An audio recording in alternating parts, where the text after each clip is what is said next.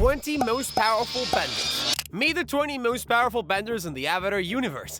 These masters show off their impressive skills and command over the elements. So without any wait, let's start off the list with Ming Hua. Starting at number 20, Ming Hua was one of the most dangerous members of the Red Lotus. Thanks to her water-bending skills, born without arms, Ming Hua became a master bender who used her skills and abilities to create a replacement tentacle-like arms of water. Using her body, she could control these liquid limbs like a pro. She lifted her body to reach opponents from a distance. Ming Hua's ability to manipulate this element let her form hand-like shapes at the ends of her tentacles. She could freeze parts of the tentacles to create ice tools or weapons. When she was finally caught, she was put in a high-security cell above a volcano. Bumi was the only one of Avatar Aang's friends to be around still after he thawed out from being frozen for 100 years. While Aang was frozen, Bumi became the king of Amashu and master earthbender. His methods relied heavily on waiting until the right moment to bend, which resulted in executing extremely powerful and effective earthbending techniques. King Bumi's bending was powerful enough to move large rocks, turn dirt into instant quicksand, tunnel underground with ease, and even earthbound by simply using his face. He's also known for his horrible jokes. During his time, he was likely the strongest earthbender around. He even once claimed to be the most powerful earthbender anyone would ever see. Avatar Aang's son, Tenzin, inherited his father's airbending powers, making him the first airbender born in over a century. He became an airbending master under Aang's guidance and earned his tattoo markings. After Aang died, Tenzin was the only airbending master in the world and used his skills to train others, including his children and Avatar Korra. Tenzin is generally a pacifist, but there have been several occasions, like being the first to strike him on, where he has used his abilities and impressed us all. As a bender, Tenzin can create powerful tornadoes, protective air shields, and domes, and air blasts. He can also use his airbending to cleanse and restore areas that are points of connection to the spirit world. At the 17th spot, we have Kuvira. Kuvira, a fierce leader with a passion for conquest, was a tough opponent in a bending battle. As an earth and metal bender, she climbed the ranks in the Metal Clan, becoming the guard captain at Saofu, a city founded by Suying Beifong.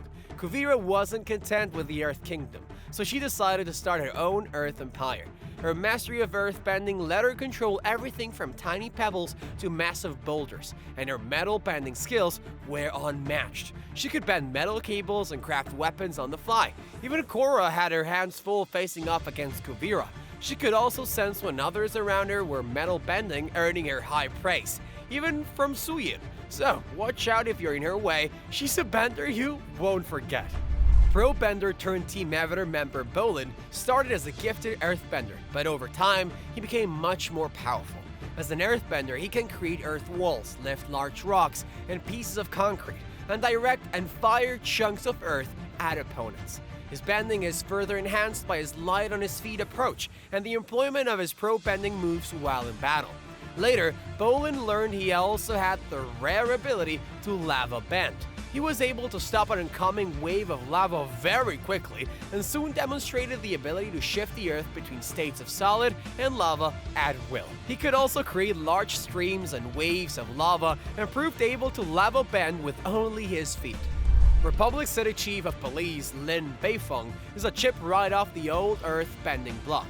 Like her mother, Toph, Lin is a master earthbender. She has also mastered the art of seismic sense, which allows her to detect in great detail objects and environments that she otherwise couldn't see. That's another of her mom's tricks. On the police force, Lin leads the metal bending force. Metal bending is perhaps Lin's greatest strength as a bender.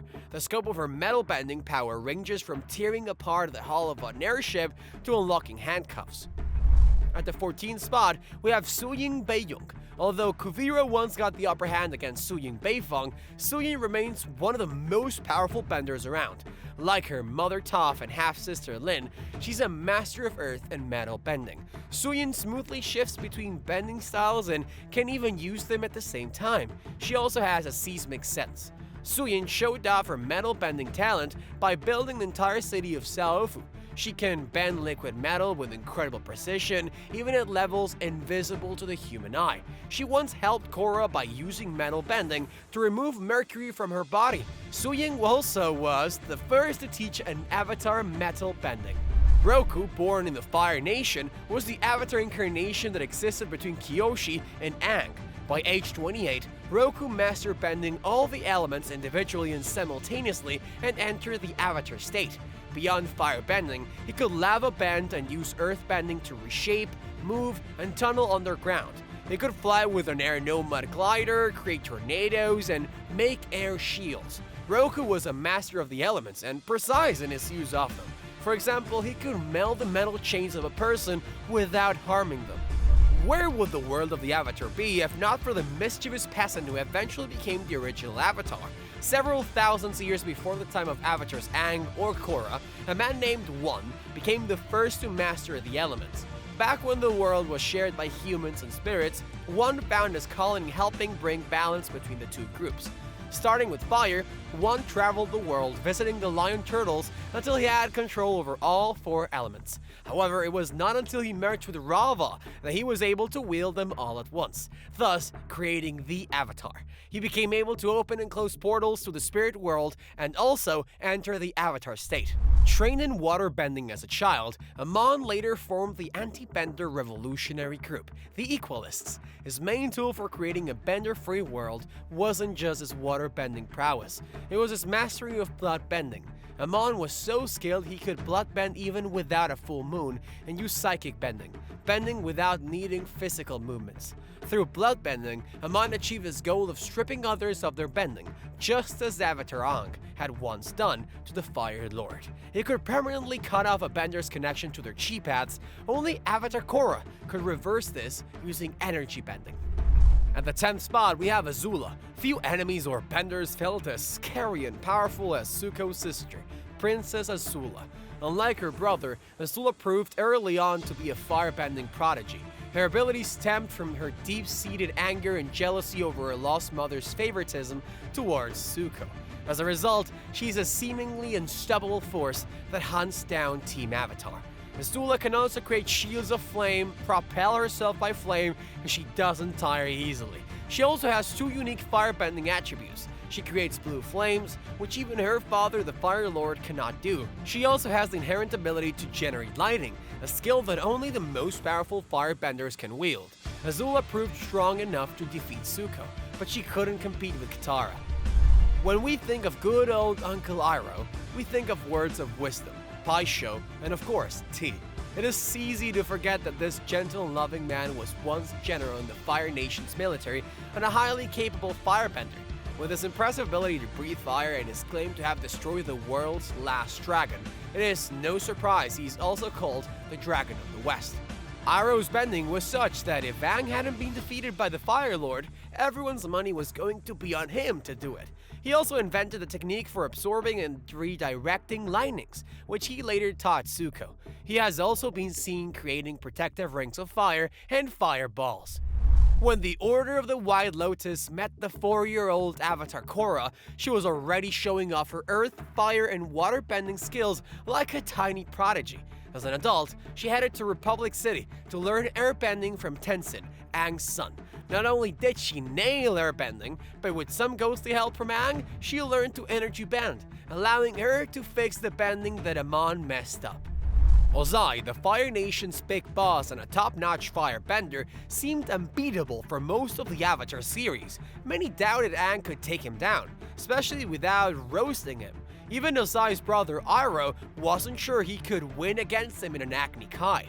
Fueled by hate and anger, Ozai's firebending reached explosive levels during Sozin's Comet. He was practically a fire-spitting Naruto villain bent on world domination. His firebending mastery allowed him to zip around at high speeds, shoot huge fire plumes, control and direct lightning, and unleash massive fire blasts. Toph Beifong is no ordinary blender.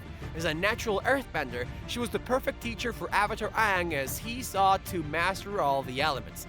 Born blind, Toph uses her seismic sense to compensate. She can see anything, touching the ground just by using her feet. Toph is also a skilled sandbender, able to manipulate sand so well that she can instantly create detailed sculptures. She was the first to discover metal bending, using the impurities in metal to bend it herself. She later taught this skill to her daughters, Lin and Suyin. Tenzin's daughter, Jinora, had a habit of making airbending look easy, but we never realized what a powerful bender she'd later become. Like her grandfather, Avatar Aang, Jinora was skilled in using her airbending to glide. She could also create powerful whirlwinds and blasts of air.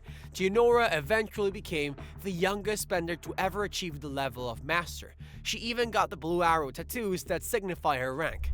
Prince Zuko has demonstrated the strength and determination necessary to become one of the world's greatest firebenders.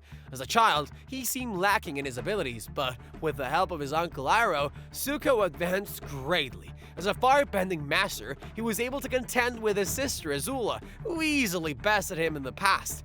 Zuko can create firewalls, absorb and redirect lightning, create and deflect fireball blasts, and create fire whips. He was able to combat Aang on multiple occasions and also took down Combustion Man. Coming at the third spot, we have Katara. Katara is practically unstoppable, except maybe when it comes to making Sutara a thing. Love life aside, she's one of the most powerful benders ever. Just remember how she took down Azula in the finale. Katara's taken on her fair share of benders and was still showing off her bending skills in old age in The Legend of Korra. As a waterbender, Katara has mastered water in all its forms: liquid, ice, and steam. She can control water-based liquids like sweat, ink, and mud, showing she's got quite the range. Plus, she discovered special healing abilities with water, which earns her some cool points in the bending world. As far as avatars go, Kyoshi was the most powerful and influential, second only to Aang. Born in the Earth Kingdom, Kyoshi lived for 230 years before passing the torch to Avatar Roku. She could use all of the elements and enter the Avatar state at will. Unlike her Avatar peers, Kyoshi took no issue with killing her enemies to exact justice and maintain peace. At number 1, we have Aang. We mostly remember Aang as the cute kid Avatar who bested the Fire Lord. But let's take a minute to talk about how powerful of a bender he was. Aang achieved all the standard Avatar bending feats, but since he was frozen in an iceberg until shortly before he had to take down Osai, he learned water, earth, and fire bending in just a year. Since Aang was only 12 when he began training and most avatars don't start until 16, he became the youngest person to ever become a realized avatar. Well, that will be it for today's video. If you're curious on how Oda foreshadowed some events in One Piece, watch this video, where we disclose 20 of them. Don't forget to like the video and subscribe to our channel for more content. And as always, see you in the next one.